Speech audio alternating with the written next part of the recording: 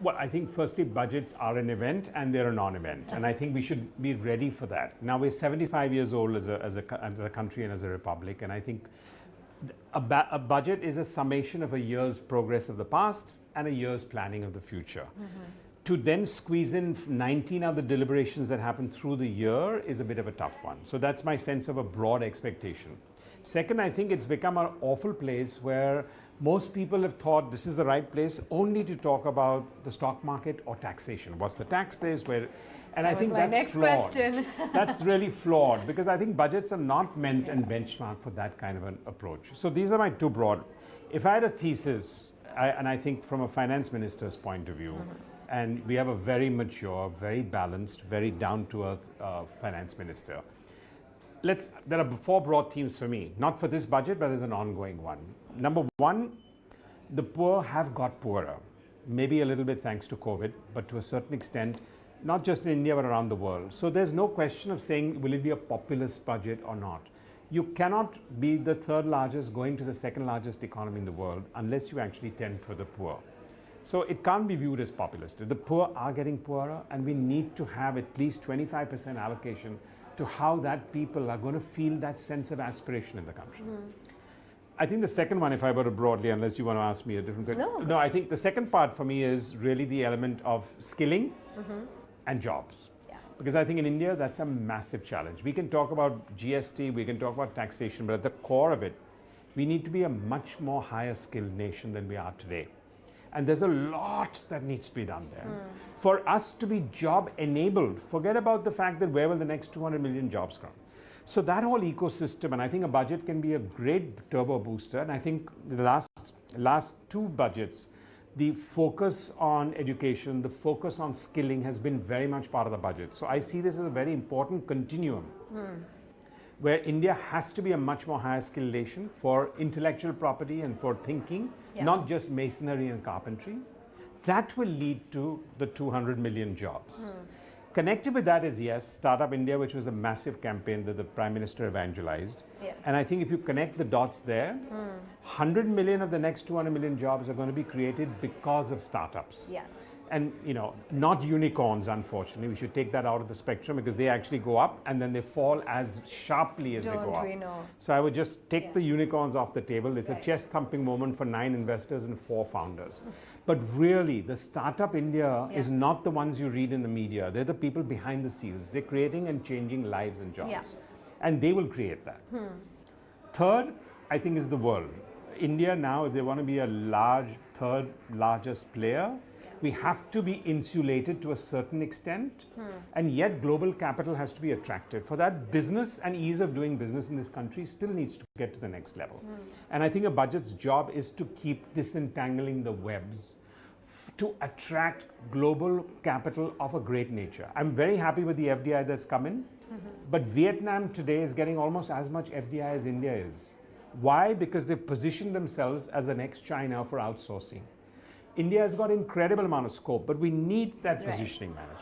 You know, you said the word turbo booster, and forgive me, we're a business news channel, so I have to get back to taxes and ask you that one question. I will come to jobs, etc. But because there's a lot of buzz, as always, before the budget, that is there going to be any tinkering with taxes and capital gains, etc. Is it just the budget banter, or do you think something incremental could happen?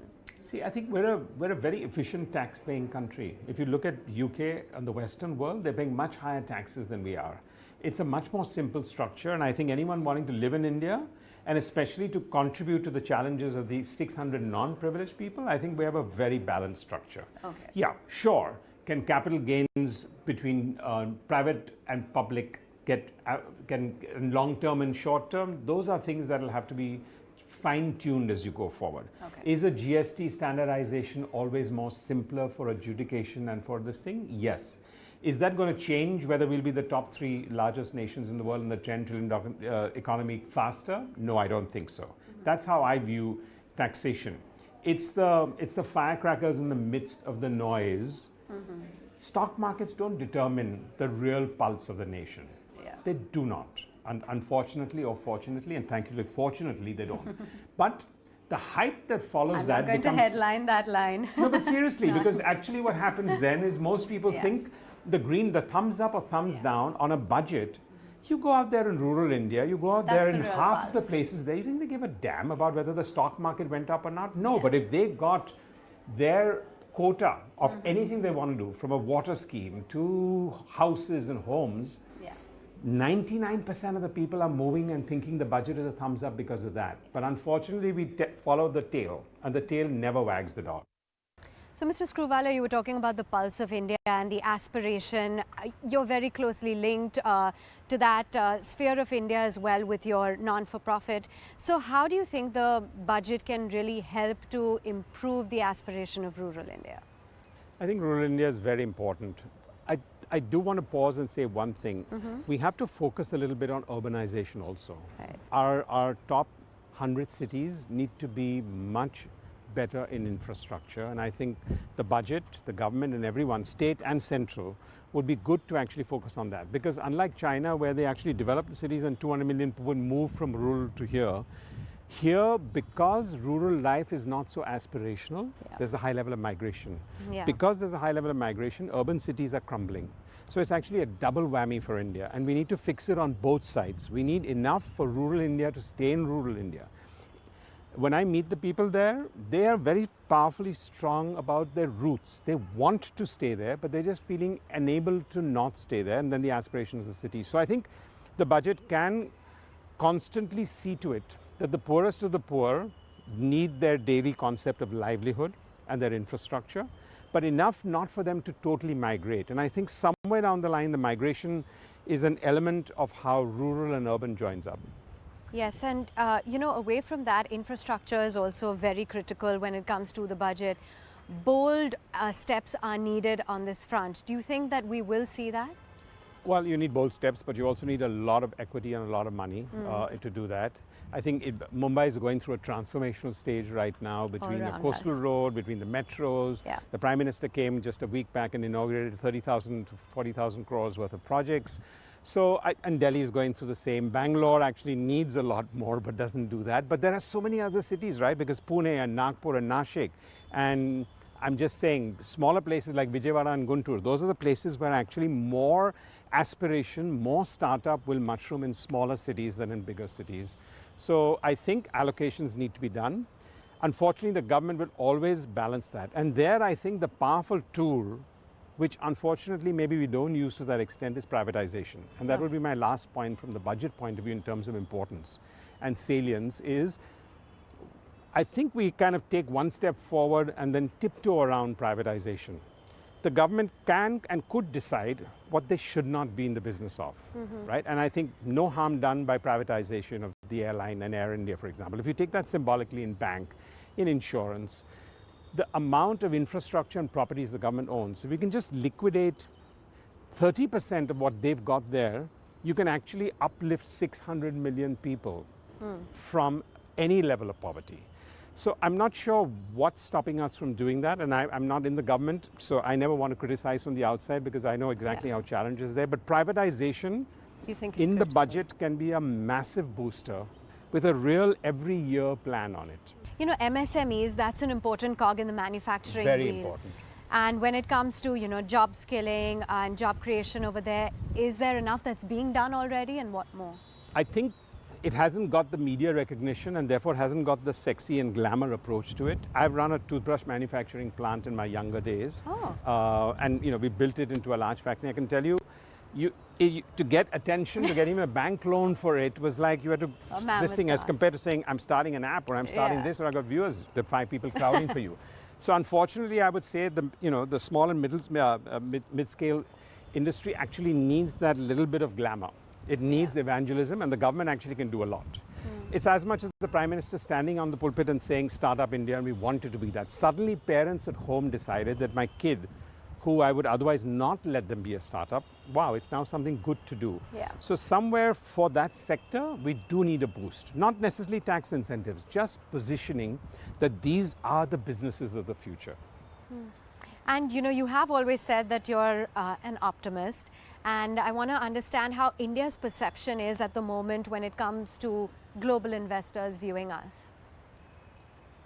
we'll have a perception, and we should not overpitch. We should not over dramatize that. I think our story is absolutely intact. We need to do it in a very respectful manner. Today, if you look at our foreign policy, it's 10 times better than the United States of America, which frankly has a wavering foreign policy at most times. If you look at that today, we've actually harnessed the West and Russia in a very, very diplomatic manner and come out in true colors. We've actually stood up and said, we'll do what is right for our country, which is a very strong policy matter. And I think people will start respecting that. And I can't help but ask about education, of course, a sector very close to you. Where do you think, or how much more do you think needs to be done in order to make education a lot more affordable and easily accessible? So, you know, the word education is a sort of a calendar event. And I think it's because education, when you say that, is mostly people look at it as school and college. And I think that needs to be in the not-for-profit space when you're a school and college, because there's a limit to what you can do. But private sector, but the point is, if you want to attract teachers, if you want to attract faculty, and if you want to actually get your GRE ratios up, which we do want to get, the ability for us to be able to do that will be to open it up to the private sector. But the real education, which is the lifelong learning, comes when you start getting your job.